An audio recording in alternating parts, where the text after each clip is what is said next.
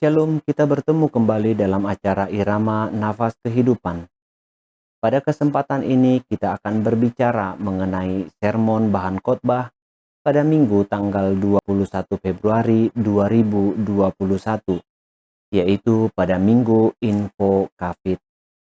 Di bawah terang topik, janji dan kuasa Allah. Karena itu mari kita membuka Alkitab kita. Nats yang menjadi renungan dan bahan khotbah tertulis dalam Kejadian 9 ayat 8 sampai 17. Inilah firman Tuhan. Berfirmanlah Allah kepada Nuh dan kepada anak-anaknya yang bersama-sama dengan dia. Sesungguhnya aku mengadakan perjanjianku dengan kamu dan dengan keturunanmu, dan dengan segala makhluk hidup yang bersama-sama dengan kamu, burung-burung, ternak dan binatang-binatang liar di bumi yang bersama-sama dengan kamu, segala yang keluar dari bahtera itu, segala binatang di bumi. Maka kuadakan perjanjianku dengan kamu, bahwa sejak ini tidak ada yang hidup yang akan dilenyapkan oleh air bah lagi, dan tidak akan ada lagi air bah untuk memusnahkan bumi. Dan Allah berfirman, inilah tanda perjanjian yang kuadakan antara aku dan kamu, serta segala makhluk yang hidup, yang bersama-sama dengan kamu, turun-temurun, untuk selama-lamanya. Busurku kutaruh di awan, supaya itu menjadi tanda perjanjian antara aku dan bumi. Apabila kemudian kudatangkan awan di atas bumi, dan busur itu tampak di awan, maka aku akan mengingat perjanjianku yang telah ada antara aku dan kamu, serta segala makhluk yang hidup, segala yang bernyawa, sehingga segenap air tidak lagi menjadi air bah untuk memusnahkan segala yang hidup. Jika busur itu ada di awan, maka aku akan melihatnya, sehingga aku mengingat perjanjianku yang kekal antara Allah dan segala makhluk yang hidup, segala makhluk yang ada di bumi. Berfirmanlah Allah kepada Nuh, inilah tanda perjanjian yang kuadakan antara aku dan segala makhluk yang ada di bumi. Demikian firman Tuhan. Saudara-saudari, nats kita hari ini adalah bahagian yang menceritakan pasca air bah. Dari semua makhluk hidup, hanya sebahagian kecil yang diselamatkan di dalam bahtera Nuh. Bahkan manusia diceritakan hanya berjumlah 8 orang, yaitu Nuh beserta istrinya, 3 orang anaknya, dan mantunya. Penghukuman Allah ini adalah bentuk kemarahan Allah atas dosa-dosa manusia yang mungkin sudah sangat keterlaluan dan di luar batas kewajaran di hadapan Allah.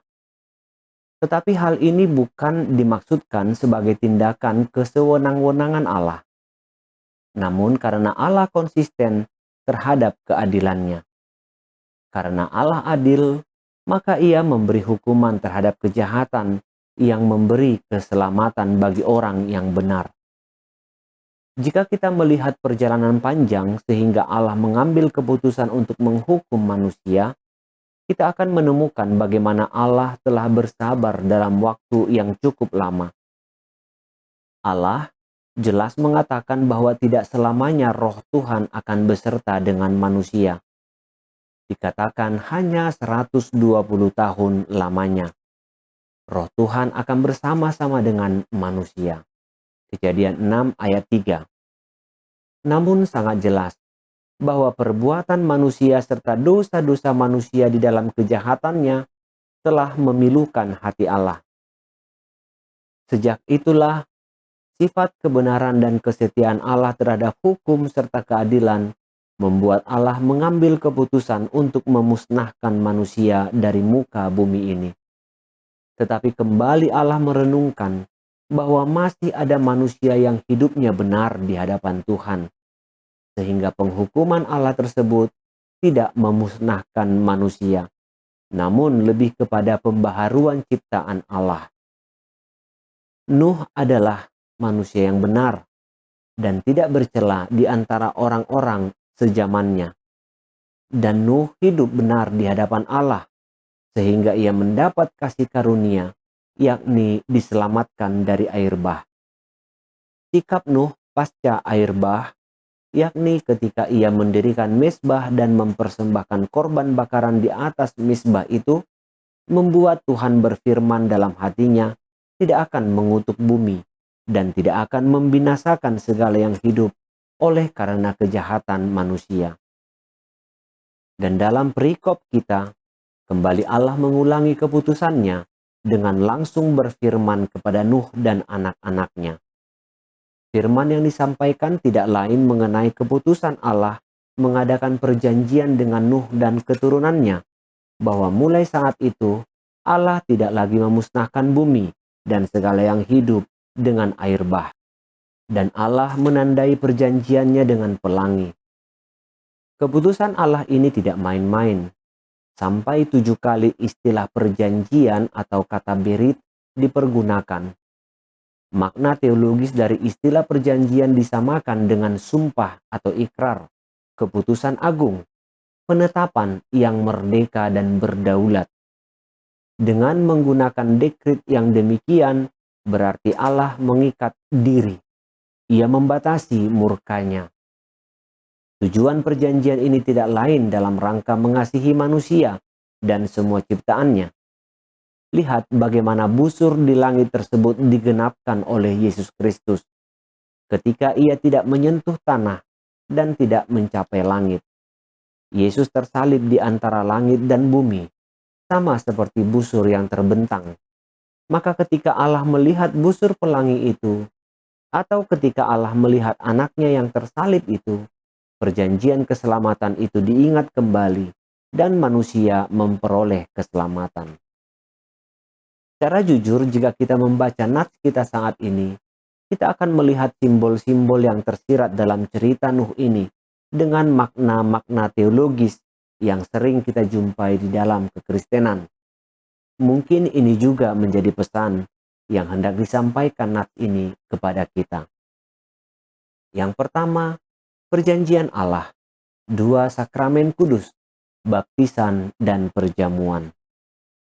Mari kita membahas mengenai sakramen baptisan kudus yang digambarkan dalam ayat 8 sampai 12.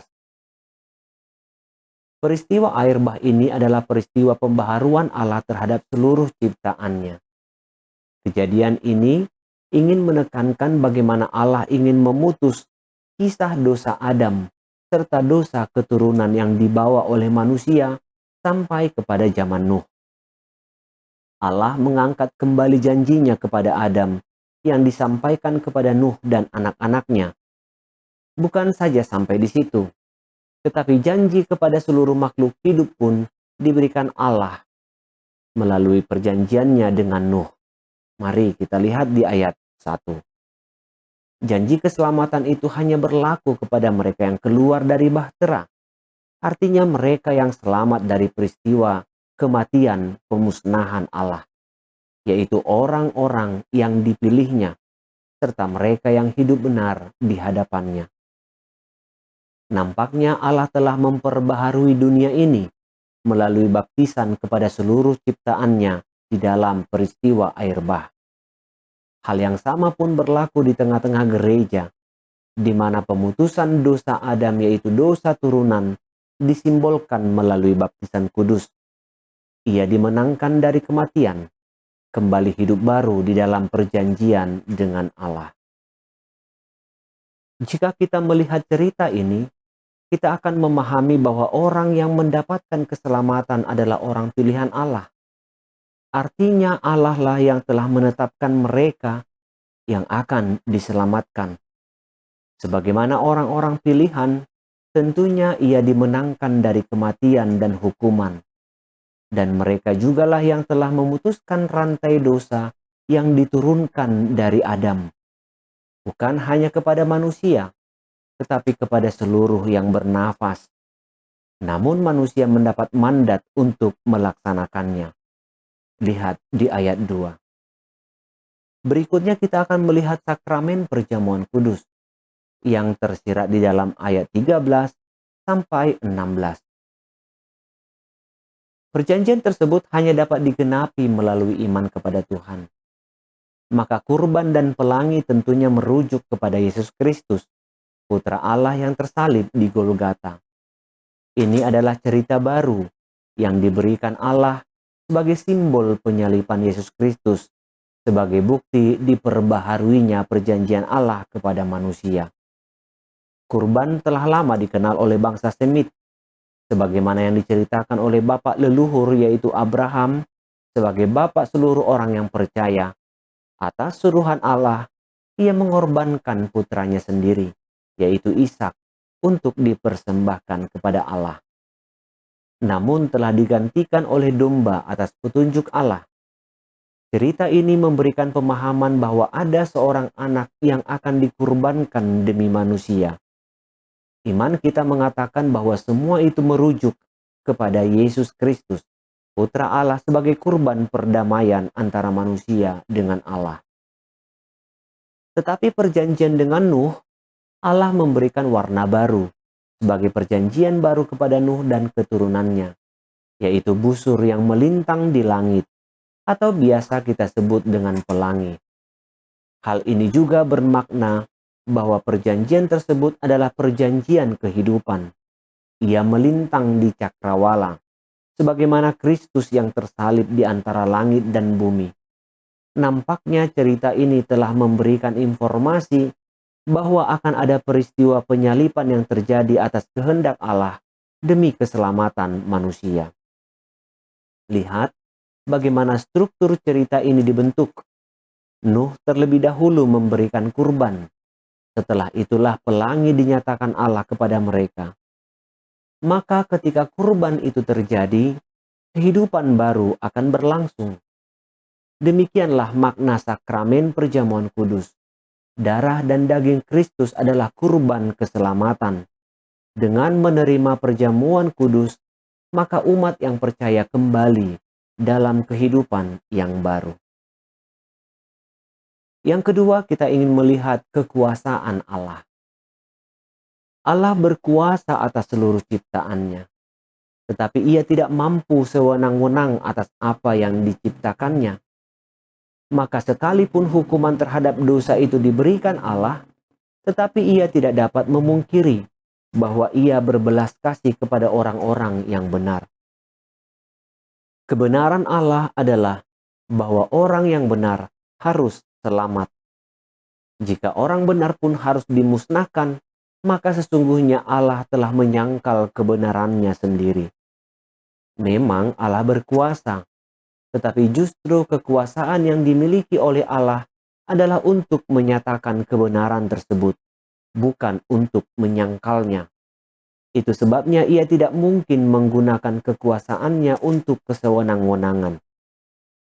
Sebab dengan kesewenang-wenangan di dalam kekuasaannya, maka ia telah menyangkal kebenaran dan keadilannya sendiri.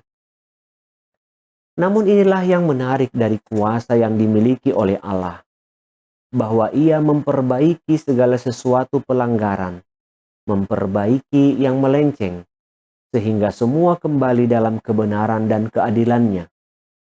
Hukum adalah salah satu hal yang penting bagi Allah.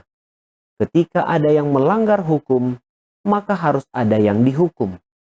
Sebab pelanggaran tanpa hukuman, maka pengampunan tidak akan pernah terjadi. Namun yang menjadi persoalannya hukumannya terlalu berat, yaitu hukuman mati. Jika hukuman tersebut dilimpahkan kepada manusia, maka satu pun manusia tidak ada yang selamat.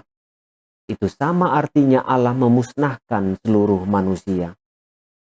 Namun Allah tidak ingin ciptaannya tersebut musnah. Ia menginginkan manusia dan seluruh ciptaannya menjadi selamat. Allah punya kuasa.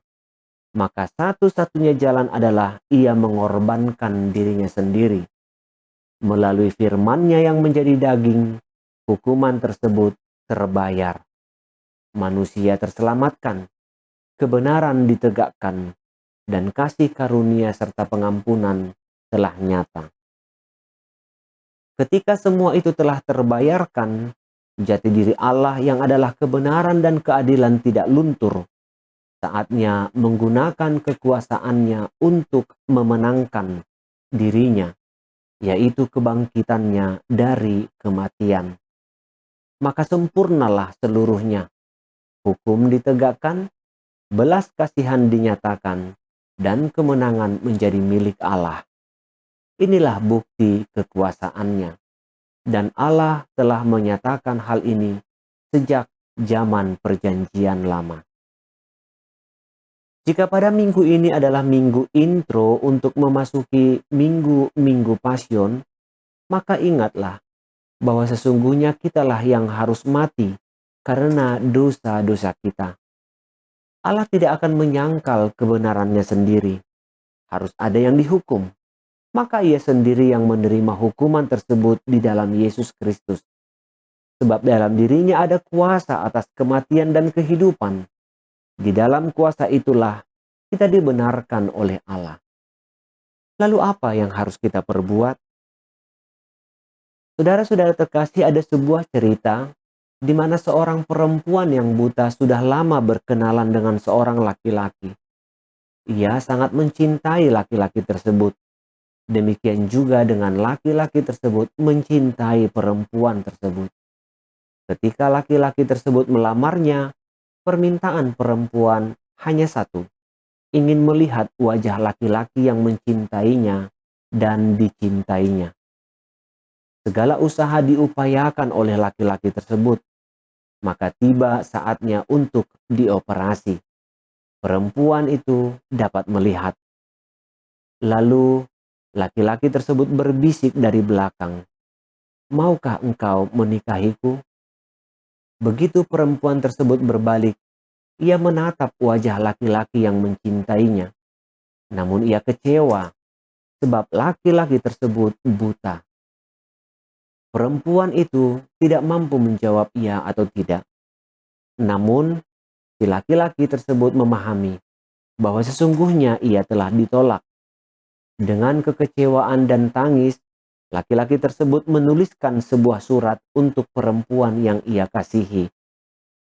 Ia menuliskan dalam suratnya, "Tolong jaga baik-baik mataku yang telah aku berikan kepadamu." Saudara-saudari terkasih, Roh Allah telah diberikannya kepada kita.